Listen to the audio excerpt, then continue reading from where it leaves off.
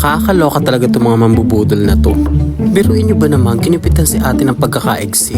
Ay wait, parang may kulang. Intro muna tayo mga akla. O siya, bago ang lahat, magandang araw mga kabundokers. Let's go!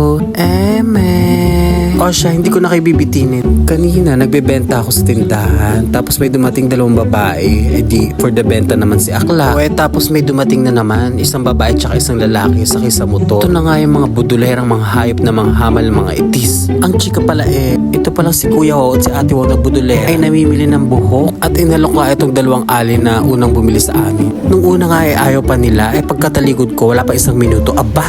At nabudol na nga itong isang ali. Siguro dahil walang pera kaya napagbenta. Sa halaga 300, ang haba pa naman ng buhok ni ate. Malapit na sa bewang niya. Pumayag pa din pero may usapan sila na wag daw satsatin yung buhok. Ito si ate budulera, sabi nung ali, wag daw satsatin yung buhok niya at ibebenta niya daw. Aba, naloka ako. Ito si ating mambubudol, sinatsat pa din. Kaya pati ako napareact. At itong ali naman, mapapaiyak na at napakamot na lang sa ulo.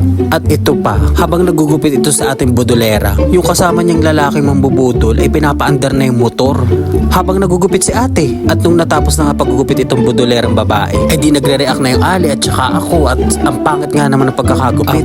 Pagkatapos maggupit ay sumakay agad ng motor at siyang alis. At itong ali ay kamot na lang talaga sa ulo at parang hagdan-hagdan palaya na yung kanyang buhok. Buong buhay mo inalagaan tapos sinashampoo mo everyday. Mahal na mahal. Tapos 300 lang gagawin pang hagdan-hagdan palayan. Hay nako.